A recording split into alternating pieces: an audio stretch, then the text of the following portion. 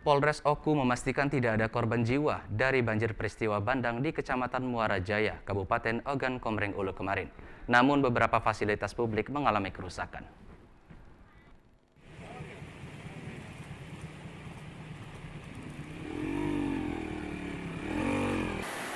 Banjir di beberapa wilayah seperti di 3 desa wilayah Kecamatan Muara Jaya, Kabupaten Ogan Komering Ulu pada Minggu malam paling terdampak parah.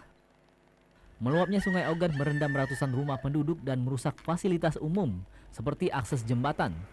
3 jembatan gantung penghubung antar desa dan 1 jembatan permanen penghubung Kecamatan Ulu Ogan rusak parah bahkan putus.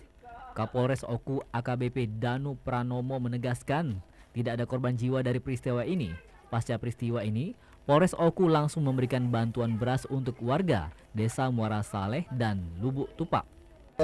Jadi anggota kami baik dari rekan-rekan TNI, Babinsa maupun Babinsa, kita semua di sini berkoordinasi dengan Bapak Kepala Desa.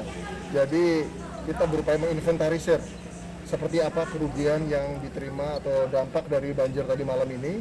Tapi intinya kami berupaya untuk mengecek supaya seluruh masyarakat yang ada di wilayah desa, khususnya di desa Lubuk Tumpak ini kondisinya sehat. Itu dua langkah kami.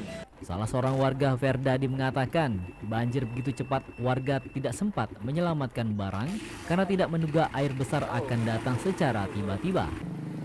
Kapan Pak? Jam 8.30. Itu mendadak Pak ya? Ya mendadak. Mendadak ya? Itu Langsung kan naik ayah sama bapak. Oh, kita saat itu sedang apa Pak? Sedang tidur lah. Tidur. Jadi Sempat ngambil ke barang dong, apa mana? Barang-barang itu tenggelam semua Pak. Saat ini kondisi air berangsur surut dan warga mulai membersihkan lumpur di lingkungan dan rumah mereka. Retno Wirawijaya, TVRI Sumatera Selatan melaporkan dari Ogan Komering Ulu.